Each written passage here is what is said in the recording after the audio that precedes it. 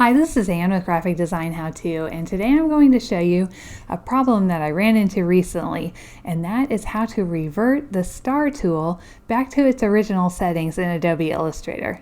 Alright, let's get started. Okay, so I'm here in Illustrator. I'm going to show you what's happening. I've clicked on my star tool right over here underneath the rectangle tool, and then I'm going to click and drag, and as you can see we have too many points.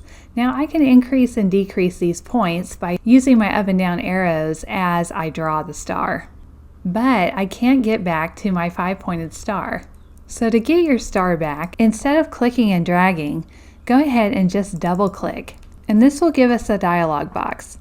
Now we have a radius 1 and a radius 2. Radius 1 is the measurement from the middle of your star to one of the outermost points, so this measurement right here.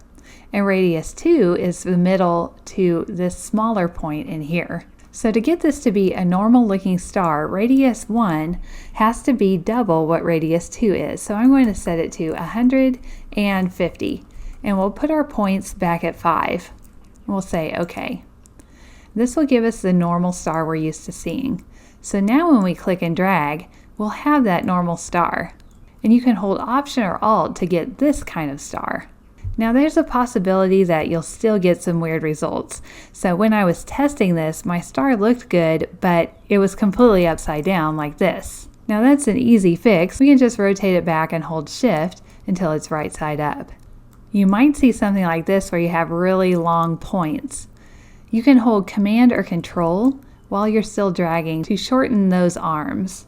Now if it's still not behaving correctly and it's really driving you crazy, you can just restart Illustrator and that should reset it back to its default settings.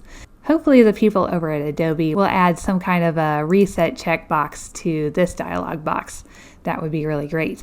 Some of the other tools like in Photoshop have that, but hopefully this has fixed the issue. Alright, if you like this video and you want to see more videos like this, just hit the subscribe button and the little bell next to it, and you'll be notified every time a new video comes out.